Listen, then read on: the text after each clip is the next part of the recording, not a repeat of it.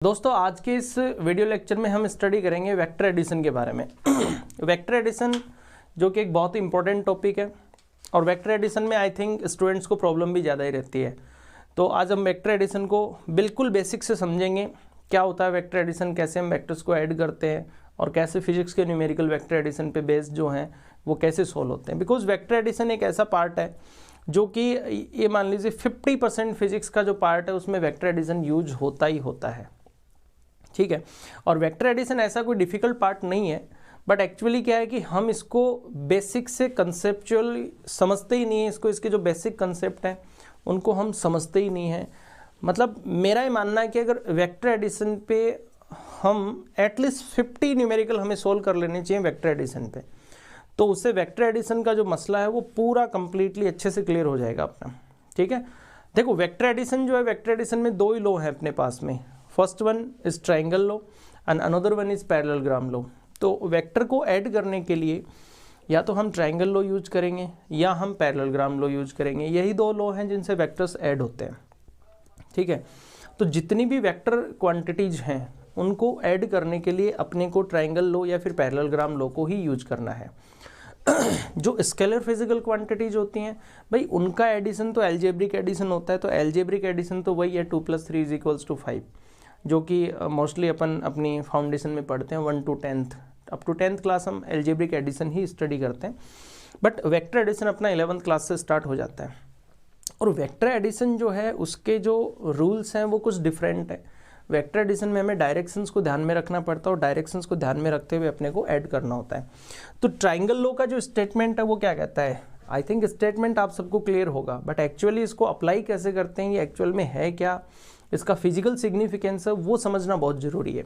सो triangle law क्या है, triangle law का जो स्टेटमेंट है वो क्या कहता है कि भाई अगर कोई भी दो वेक्टर हैं, एनी टू वेक्टर, अगर मैं किन्हीं भी दो वेक्टर्स को एक ट्रायंगल की दो साइडों से साइक्लिक ऑर्डर में अगर मैं रिप्रेजेंट कर देता हूँ तो उनका वेक्टर एडिशन अगर मैं करूँगा तो वेक्टर एडिशन से जो रिजल्टेंट वेक्टर क्रिएट होगा वो उस ट्रायंगल की थर्ड साइड से रिप्रेजेंट होगा और रिजल्टेंट वेक्टर की जो डायरेक्शन होगी वो दोनों जो साइक्लिक ऑर्डर में जो वेक्टर थे उनके जस्ट अपोजिट होगी। समझते हैं इसको। मान लीजिए ये वेक्टर ए है, ठीक है, and this is another one vector B. तो ये दो वेक्टर हैं, वेक्टर ए और वेक्टर बी। एक्चुअली क्या है कि वेक्टर ए का जो हेड पॉइंट है वहाँ से वेक्टर बी का टेल पॉइंट स्टार्ट हुआ है, यानी वेक्टर ए का हेड है और वेक्टर बी का टेल है, ये दोनों एक जगह हैं। तो ये जो दोनों वेक्टर्स हैं, इन दोनों वेक्टर को हमने साइक्लिक ऑर्डर में रिप्रेजेंट किया है ट्राइंगल की किन्हीं दो साइडों से। अब इनका जो वेक्टर एडिशन जब होता है तो इनके वेक्टर एडिशन से जो रिजल्टेंट वेक्टर क्रिएट होगा वो ट्राइंगल की थर्ड साइड में होगा और उस रिजल्टेंट वेक्टर का डायरेक्शन जो होगा वो इन दोनों के क्या रहेगा, अपोजिट।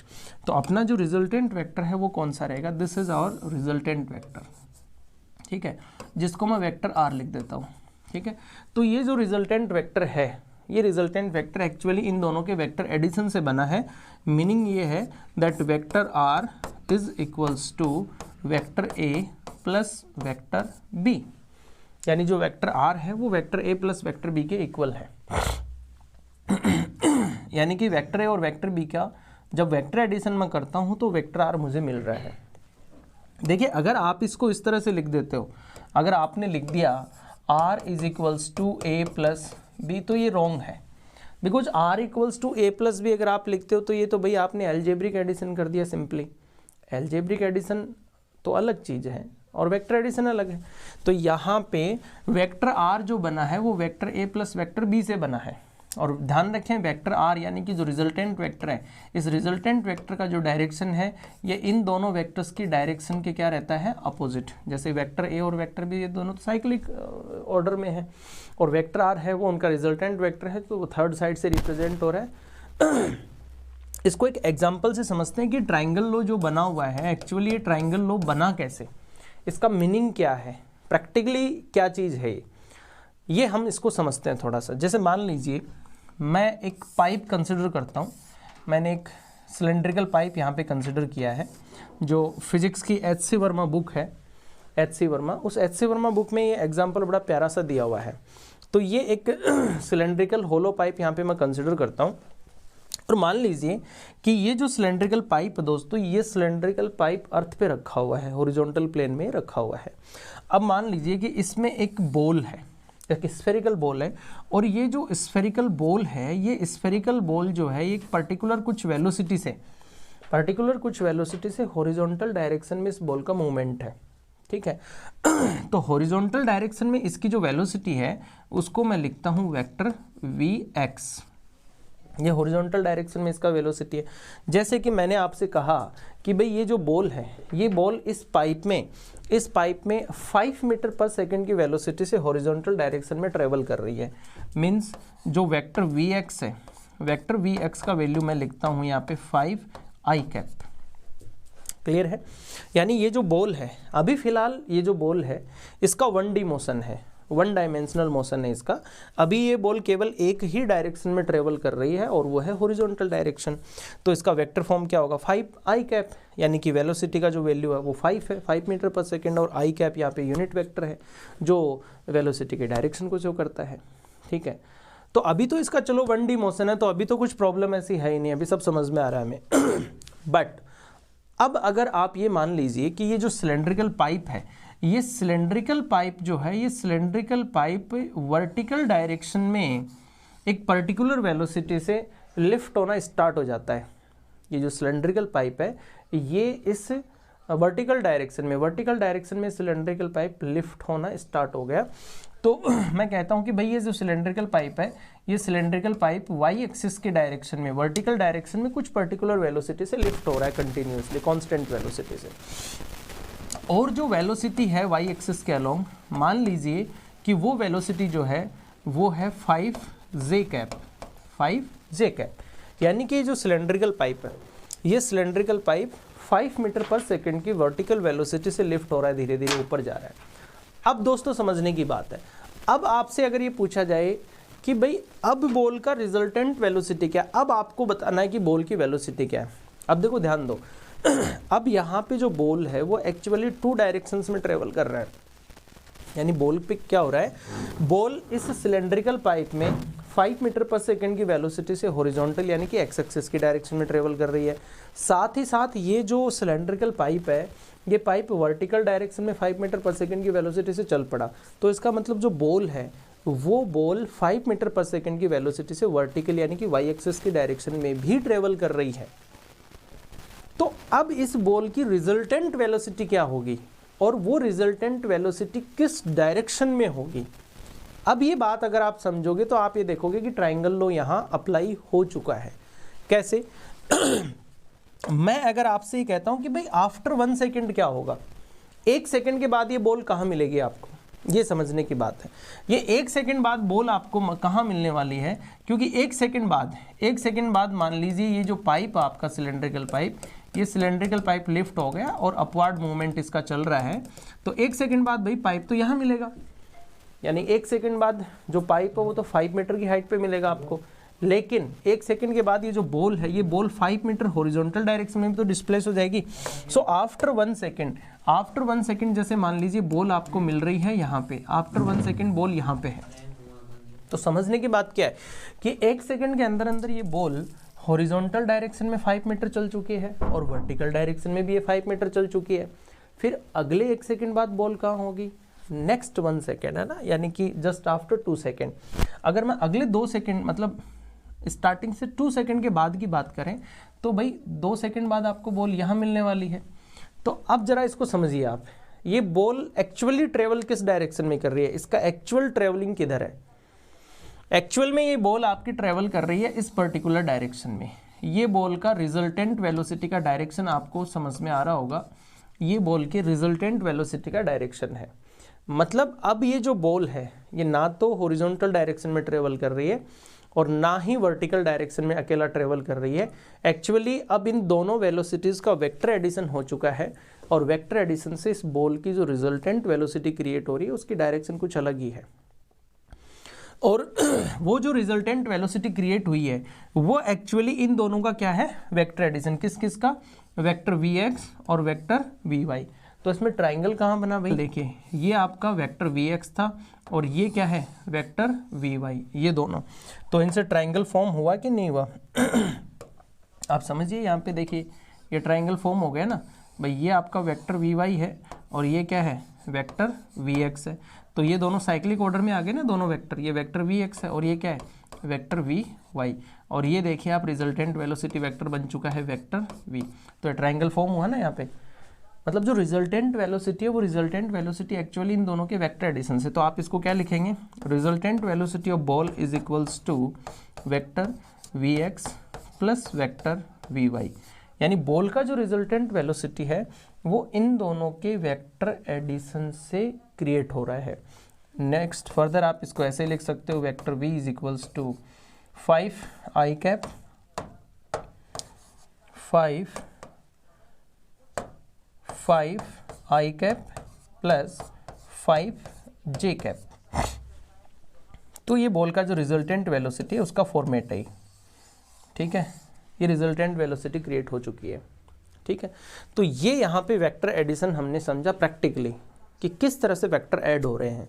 मतलब ये दो वेक्टर थे, मतलब 2 वेलोसिटी वेक्टर थे और ये 2 वेलोसिटी वेक्टर जो थे ये एक दूसरे से कुछ मतलब 90 डिग्री के एंगल पे थे। तो इनका जब मैंने वेक्टर एडिशन किया तो रिजल्टेंट वेक्टर वो ट्राइंगल की थर्ड साइड में पहुंच गया और रिजल्टेंट वेक्टर की जो डायरेक्शन है वो इन दोनों के क्या रह गई, अपोजिट रह गई। ये अपना वेक्टर एडिशन है। इस तरह से ट्राइंगल लो फॉर्म हुआ है, ठीक है। अब यहाँ पे अगर मेरे से ये पूछा जाता भाई ये तो डायरेक्शन थी, डायरेक्शन समझ में आई हमारे कि रिजल्टेंट वेलोसिटी का डायरेक्शन क्या हो गया।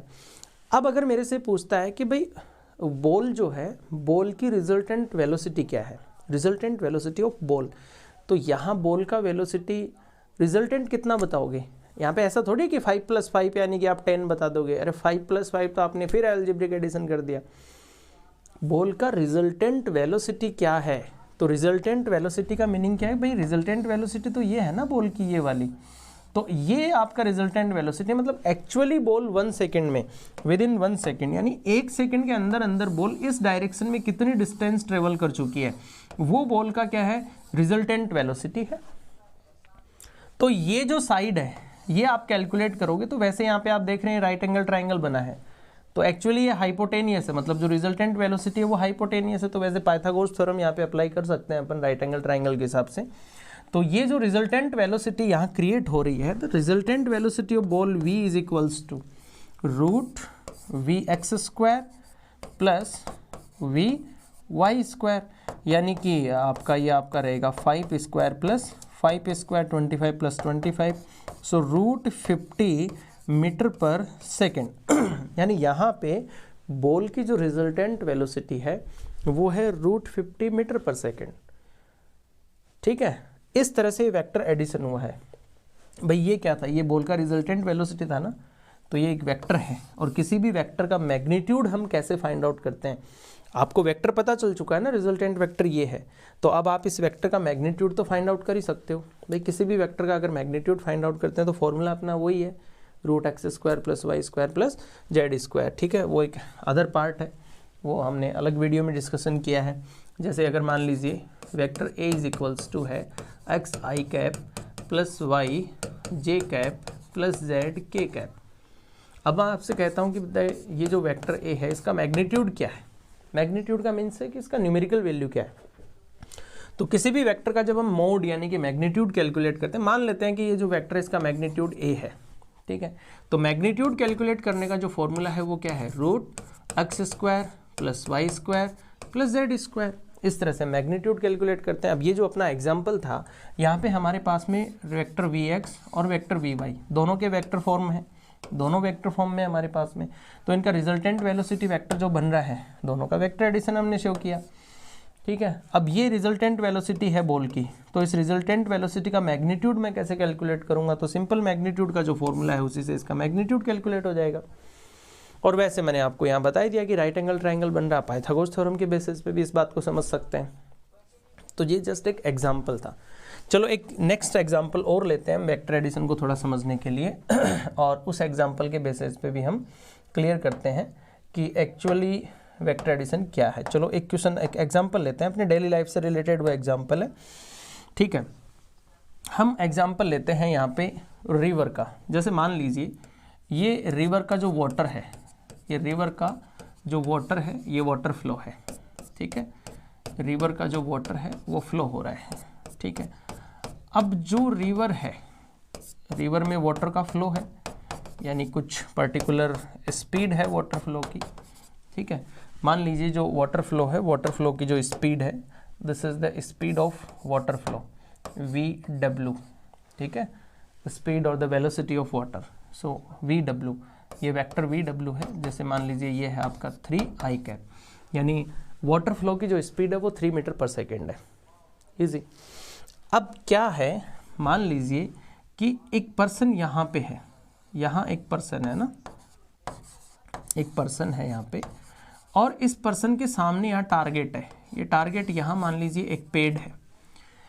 तो एक्चुअली ये जो पर्सन है, ये पर्सन इधर जो रिवर है, रिवर के इस वाले बैंक पे, इस वाले किनारे पे ये पर्सन है, और इसके ठीक आंखों के सामने ये पेड़ है, जो कि अनदर जो अपोजिट एज है, जो अपोजिट बैंक है, वहाँ पे जो अपोजिट किनारा है वहाँ पे एक पेड़ खड़ा है। अब ये पर्सन क्या चाहता है, ये आदमी क्या चाहता है, ये पर्सन चाहता है कि भाई ये यहाँ से स्विमिंग स्टार्ट करेगा, ये यहाँ से स्विमिंग स्टार्ट करेगा, और इसका जो स्विमिंग डायरेक्शन होगा वो वाटर फ्लो के परपेंडिकुलर होगा। ये जो पर्सन है, ये पर्सन स्विमिंग स्टार्ट करता है, और इसका जो स्विमिंग स्टार्ट करता है तो इसका जो स्विमिंग डायरेक्शन है ना, यानी कि जो इस पर्सन की जो स्पीड है, वेलोसिटी है VM, जिसको मैं लिखता हूँ वेक्टर VM, ठीक है। तो इस मैन की जो वेलोसिटी है, इस मैन का जो वेलोसिटी डायरेक्शन है वो वाटर फ्लो की जो डायरेक्शन है। अब वाटर फ्लो का डायरेक्शन तो ये है, तो वाटर फ्लो डायरेक्शन और इस मैन का जो वेलोसिटी है, इन दोनों के बीच का जो ये एंगल है एग्जैक्टली 90 डिग्री है। अब ये जो पर्सन है, ये पर्सन स्विमिंग स्टार्ट करता है, और ये स्विमिंग किस डायरेक्शन में स्टार्ट कर रहा है, just perpendicular to the water flow direction. क्योंकि इसको ऐसा लगा कि भाई मुझे उस पेड़ के पास पहुंचना, तो ये पेड़ के बिल्कुल सामने आ गया, और वहां से इसने स्विमिंग स्टार्ट कर दी वाटर फ्लो के जस्ट परपेंडिकुलर। अब होता क्या है, जब वो पहुंचता है दूसरे किनारे पे, तो उसको पता चलता है कि वो तो पेड़ के पास पहुंचा ही नहीं। क्यों नहीं पहुंचा, है ना। पता ये चलता है कि मान लीजिए वो तो यहाँ पहुंचा, भाई लास्ट में जब पहुंचा तो यहाँ पे पहुंचा। ऐसा कैसे हुआ उसके साथ, बिकॉज वही ट्राइंगल लो आ गया ना, क्योंकि एक्चुअल में वाटर रेस्ट में नहीं है ना। अगर वाटर रेस्ट में होता, अगर ये रिवर फ्लो जो है, ये जो रिवर का वाटर है, अगर ये रेस्ट कंडीशन में होता, तब तो वो पर्सन अगर पेड़ के सामने से बिल्कुल टारगेट बनाता और वहाँ से स्विमिंग स्टार्ट करता, तो वो बिल्कुल पेड़ के पास पहुँचता, क्योंकि उस कंडीशन में तो उसका 1D मोशन होता, उस कंडीशन में तो उसका केवल एक ही डायरेक्शन में वेलोसिटी क्रिएट होता। बट एक्चुअली यहाँ पे वो जो पर्सन है, मैन है, वो इस वाटर फ्लो के परपेंडिकुलर स्विमिंग स्टार्ट कर रहा है। तो एक तो उसका खुद का वेलोसिटी हुआ, एंड अनदर वन जो वाटर फ्लो है वो भी तो वेलोसिटी, तो यहाँ पे 2 वेलोसिटी हो गए ना। मतलब यहाँ पे जो मैन है, पर्सन है, स्विमर है, उसका 2D मोशन होगा, 2 डायरेक्शनल, मतलब वो एक साथ 2 डायरेक्शंस में ट्रेवल करेगा। उसको पता ही नहीं चलेगा कि पानी उसके साथ क्या खेल खेल रहा है। मतलब वो खुद वाटर फ्लो के परपेंडिकुलर 1 सेकंड में कहीं ना कहीं पहुंचेगा, लेकिन उस 1 सेकंड के अंदर अंदर पानी भी तो उसको वाटर फ्लो की डायरेक्शन में डिस्प्लेस करेगा ना। तो हो क्या रहा है कि हर 1 सेकंड, ये उसने स्विमिंग यहाँ से स्टार्ट किया, बट 1 सेकंड बाद वो तो यहाँ है भाई, तो वो यहाँ कैसे पहुँचा भाई 1 सेकंड बाद। तो ये वही चीज़ है आपका वेक्टर एडिशन। देखो यहाँ पे भी ट्राइंगल फॉर्म हो जाएगा अब, ठीक है ना। अब ये ट्राइंगल कैसे फॉर्म होता है, ये आपका वेलोसिटी, ये वेलोसिटी कौन सा है, दिस इज वेक्टर VW, और ये मैन यानी जो स्विमर है उसकी वेलोसिटी डायरेक्शन है। तो जो वाटर का, ये इसका स्विमर का जो रिजल्टेंट वेलोसिटी इधर क्रिएट हुआ है, this is the resultant velocity of swimmer. तो ये रिजल्टेंट वेलोसिटी जो स्विमर की क्रिएट हुई है, वो कैसे क्रिएट हुई, वो ट्राइंगल लो। ये जो वेक्टर VM है, यानी जो मैन का वेलोसिटी है, इसको ऐसे कैसे हम पैरेलली यहाँ पे रिप्लेस कर सकते हैं। ये प्रॉपर्टी है ना, कोई भी वेक्टर होता है उसका मैग्नीट्यूड और उसकी डायरेक्शन को चेंज किए बिना अपन उसको पैरेलली कहीं पे भी स्पेस में रिप्लेस कर सकते हैं। तो ये जो वेक्टर VM है, अगर मैं इसको रिप्लेस करता हूँ यहाँ पे, मैंने इसको यहाँ पे रिप्लेस किया वेक्टर VM, तो ये देखिए ट्राइंगल फॉर्म हो चुका है ना। और इस ट्राइंगल में वही चीज़ हो गई ना, ये वाटर वेलोसिटी और ये मैन वेलोसिटी, इन दोनों का मैंने वेक्टर एडिशन किया, तो रिजल्टेंट वेलोसिटी ट्राइंगल की 3rd साइड में आ चुकी है, और रिजल्टेंट वेलोसिटी का डायरेक्शन उसके अपोजिट है। तो एक्चुअली हो क्या रहा है, एवरी सेकेंड, हर 1 सेकेंड में ये मैन हर 1 सेकेंड में इधर, मतलब वाटर फ्लो के अब परपेंडिकुलर कुछ डिस्प्लेसमेंट इसका होता है। उसी 1 सेकेंड में जो वाटर है, वाटर उसको डिस्प्लेस करता है अपने फ्लो की डायरेक्शन में। तो 1 सेकेंड बाद यहाँ होता है। फिर नेक्स्ट 1 सेकेंड बाद क्या होगा, नेक्स्ट 1 सेकेंड बाद फिर वाटर उसको कुछ इधर डिस्प्लेस करेगा और इसके साथ साथ वो आगे फर्दर डिस्प्लेस होगा, फिर रिजल्टेंट वेलोसिटी यही क्रिएट होगा। फिर 1 सेकेंड बाद यही होना है, 1 सेकेंड में वाटर फिर इसको डिस्प्लेस करेगा इधर, वो खुद यहाँ पे डिस्प्लेस होगा, तो रिजल्टेंट वेलोसिटी फिर इधर क्रिएट होगा। तो इस तरह से ट्राइंगल लो, यहाँ पे सिंपल है, समझ में आ रहा होगा। तो ये चीज़ यहाँ प्रैक्टिकली चीज़ें अपने को देखने को मिलती हैं, ठीक है। इसका मीनिंग क्या है, अगर उस पर्सन को बिल्कुल पेड़ के पास पहुंचना था तो इसके लिए 2 तरीके हैं उसके पास। क्या करना चाहिए था उसको, अगर वो पेड़ के बिल्कुल फ्रंट से ही स्विमिंग स्टार्ट कर रहा है तो उसको एक काम करना चाहिए था, उसको अपना एंगल चेंज करना चाहिए था। अगर वो पेड़ के बिल्कुल फ्रंट से ही स्विमिंग स्टार्ट करना चाहता है तो उसको स्विमिंग इस डायरेक्शन में स्टार्ट करनी चाहिए, मतलब उसको इस तरह से स्विमिंग इस एंगल पे उसको स्टार्ट करनी चाहिए, जिससे कि उसका जो रिजल्टेंट वेलोसिटी है वो रिजल्टेंट वेलोसिटी एग्जैक्टली इस पेड़ जो अपना ट्री है एग्जैक्टली उसका रिजल्टेंट वेलोसिटी डायरेक्शन है वो पेड़ के बिल्कुल फ्रंट, पेड़ को मीट करता हुआ बिल्कुल उसी डायरेक्शन में रिजल्टेंट वेलोसिटी उसका क्रिएट हो। तो उसके लिए उसको ये एंगल सेट करना पड़ेगा, ठीक है ना। इस एंगल को, अब वो एंगल कैसे सेट होगा, ये एंगल तो भाई वो डिपेंड करता है कि वाटर वेलोसिटी क्या है, उसका स्विमिंग वेलोसिटी क्या है, उसके बेसिस पे एंगल उसको एडजस्ट करना ही पड़ेगा। और ये एंगल इस तरह से वो एडजस्ट करे कि रिजल्टेंट वेलोसिटी जो डायरेक्शन है, रिजल्टेंट वेलोसिटी एग्जैक्टली 90 डिग्री पे रह जाए, तब तो वो पेड़ के सामने से भी स्विमिंग स्टार्ट करके और पेड़ के पास पहुंच सकता है। और दूसरा मेथड ये है कि उसको पेड़ के सामने से, अगर मान लीजिए वो वाटर फ्लो, वो अगर रिवर फ्लो के परपेंडिकुलर ही स्विमिंग करना चाहता है तो फिर उसको पेड़ के बिल्कुल फ्रंट से स्विमिंग स्टार्ट नहीं करनी चाहिए थी, बल्कि उसको पेड़ से इधर आना चाहिए था, यहाँ से कुछ, जैसे मान लीजिए यहाँ से वो अपनी स्विमिंग स्टार्ट करता तो फिर उसका रिजल्टेंट वेलोसिटी कुछ इस तरह से क्रिएट होता कि ठीक पेड़ के पास पहुँचता। तो ये सब चीज़ें क्या तो पता करना पड़ेगा, बट एक्चुअल में वेक्टर एडिशन क्या चीज़ है ये आपको समझ में आ रहा होगा। तो यहाँ हमने 2 एग्जाम्पल वेक्टर एडिशन पे समझे हैं। ट्राइंगल लो को मैंने समझाने की कोशिश की है कि एक्चुअली ट्राइंगल लो कैसे फॉर्म हुआ है, क्या है ट्राइंगल लो, ठीक है ना। ये बात आपको समझनी है, और जितनी भी वेक्टर क्वांटिटी है उन सब पे अप्लाई होता है। वेक्टर क्वांटिटी कौन कौन सी हैं ये आपको भाई माइंड में रखना पड़ेगा, ये एक अलग मैटर है। अभी अपने को यही नहीं समझ में आ रहा कि वेक्टर कौन है, स्केलर कौन है, तो ये तो एक अलग प्रॉब्लम हो गई। इसके लिए आपको वेक्टर का बेसिक समझना पड़ेगा, स्केलर क्या होता है, वेक्टर क्या होता है, ठीक है। अगर मैं एक थोड़ा सा वैसे बातें करूँ कि वेक्टर क्वांटिटी कौन कौन सी, तो वेलोसिटी एक वेक्टर क्वांटिटी है, एक्सेलरेशन वेक्टर क्वांटिटी है, डिस्प्लेसमेंट वेक्टर क्वांटिटी है, फोर्स एक वेक्टर क्वांटिटी है, इलेक्ट्रिक फील्ड इंटेंसिटी एक वेक्टर क्वांटिटी है, मैग्नेटिक फील्ड इंटेंसिटी भी वेक्टर क्वांटिटी है। तो जितनी भी वेक्टर क्वांटिटी है उनका तो भाई वेक्टर एडिशन ही होना है। Is it clear?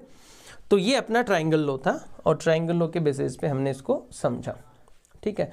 एक चीज़ यहाँ पे मैं आपको बताना चाहूँगा कि अगर मान लीजिए ट्राइंगल है कोई भी, और उस ट्राइंगल की 3 साइड से मैंने वेक्टर्स को रिप्रेजेंट कर रखा है, और मैंने वेक्टर्स को इस तरह से, जैसे ये एक वेक्टर मैंने यहाँ पे रिप्रेजेंट किया vector A, this is another one vector vector B, and this is third one vector R. तो यहाँ तो भाई सिंपल है that vector R is equals to vector A plus vector B, यानी कि वेक्टर ए और vector B के vector addition से वेक्टर आर बना है, सिंपल। तो इसको आप ऐसे भी लिख सकते हो, vector R minus vector R is equals to vector A plus vector B है ना। तो इसको आप क्या लिख सकते हो, इसको आप लिख सकते हो जी, जो अपना वेक्टर आर है उसको अपने को क्या करना है, ट्रांसफर करना है। So vector A plus vector B minus of vector R is equals to 0, ये लिखेंगे। लेकिन अगर मान लीजिए इन तीनों वेक्टर्स को साइक्लिक ऑर्डर में रिप्रेजेंट कर रखा हो, जैसे वेक्टर आर है, इसका ये वाला डायरेक्शन मुझे शो नहीं कर रखा, ये डायरेक्शन इसका नहीं है, बल्कि इसका डायरेक्शन भी इधर ही शो कर दिया गया है। कहने का मतलब जो 3 वेक्टर हैं, एक वेक्टर का हेड, दूसरे का टेल स्टार्ट हो गया, फिर दूसरे का जहाँ पे हेड है वहाँ से तीसरे का टेल स्टार्ट हो गया, और इस तरह से वो तीनों वेक्टर साइक्लिक ऑर्डर में सेट हो गए एक ट्राइंगल की तीनों साइड्स में। तो इसका सिंपल सा मतलब है कि उन तीनों वेक्टर्स का एडिशन 0 है। ये बहुत इंपॉर्टेंट है, कॉम्पिटिटिव एग्जाम्स के लिए काफ़ी इंपॉर्टेंट है ये। जैसे मान लीजिए एक वेक्टर ए है, एक वेक्टर आपका बी है, और तीसरा जो वेक्टर है वो वेक्टर सी है। तो इसका सिंपल सा मीनिंग है that vector A plus vector B plus vector C is equals to 0। तो ये ध्यान रखें, अगर कोई भी तीन वेक्टर एक ट्राइंगल की तीनों साइड से साइक्लिक ऑर्डर में अगर रिप्रेजेंट कर दिए जाते हैं तो भाई उनका वेक्टर एडिशन 0 होगा। Is it clear? कहीं न्यूमेरिकल्स में हमें यूज करना है ये, ठीक है। तो ये अपना था ट्राइंगल लॉ के बारे में बेसिक सा, कि ट्राइंगल लॉ एक्चुअल भी है क्या।